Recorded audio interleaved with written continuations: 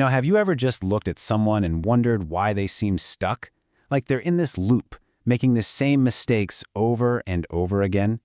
Well, today we're going to pull back the curtain on that.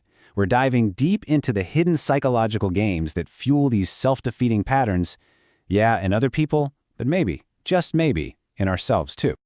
I mean, we've all seen it, right? That friend who keeps dating the wrong person, or a coworker who's always in the middle of some conflict. You even see it with public figures who just can't seem to stop creating their own drama. It's kind of baffling, isn't it? So what is going on? Why do people get trapped in these destructive loops? What's really happening under the surface? Okay, so the answer, at least according to the material we're looking at today, is this really fascinating concept called Underworld Games. And let's be clear, we're not talking about fun board games or anything. No. These are these complex psychological patterns that people play to get out of doing the really hard work of changing themselves. It's like they create this illusion that they're doing something, that they're moving forward, but the real goal, it's to keep everything exactly the same. All right, let's dive into the first game, and I bet you're going to recognize this one right away. It's called Cops and Robbers. Yep, it's that classic, never-ending fight between the rule breaker and the person trying to enforce the rules. But trust me, there's so much more going on here than just a simple battle. So the hidden psychology here is just wild. This game isn't actually about winning or losing. Think about it. The robber, the rule breaker, they get this huge thrill from rebellion, right? Plus, they get a ton of attention. And the cop, the authority figure, they get a real sense of purpose. They feel validated in their role as the good guy. The crazy thing is, they secretly need each other to keep the whole thing going. And this really just nails it. The point of the game isn't to solve the problem. The point is to keep playing. Because look, if the conflict actually ended, well then both players would lose that psychological payoff they're getting. They'd lose their role. Okay, let's move on to game number 2. Now this one is a lot more subtle, but oh boy is it just as powerful. We're calling it the sympathy seeker. And you probably already know someone who plays this.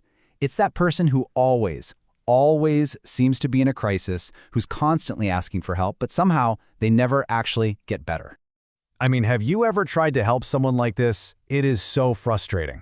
Because on the surface, they're saying, please help me, I want to escape this lifestyle. But then the moment you offer a real solution, they have an excuse for everything. Oh, that's a good idea, but it won't work for me because of X, Y, and Z.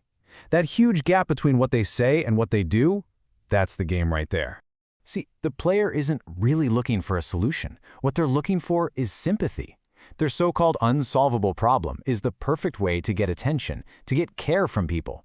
It lets them connect with others, but without ever having to do the hard, scary work of actually changing. The real prize here isn't the solution, it's the sympathy.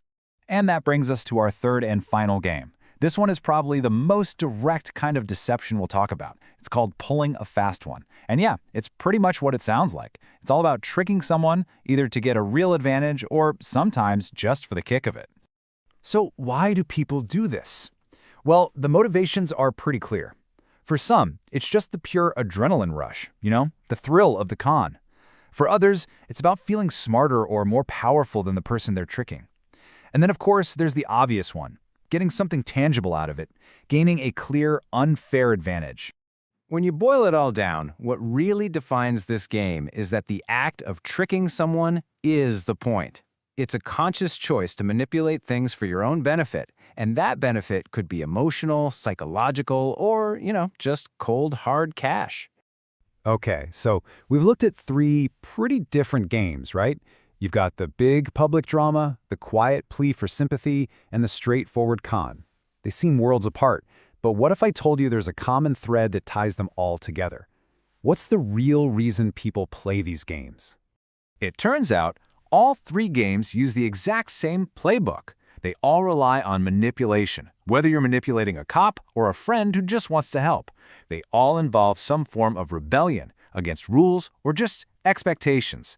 And at the very core of it all is dishonesty, whether you're lying to someone else or, and this is the big one, lying to yourself. And the result is always the same. It's a brilliant, maybe even unconscious strategy to avoid real, genuine change. And this right here is the key takeaway. This is the whole shebang. These Underworld games, they're not about making progress. They are a substitute for progress.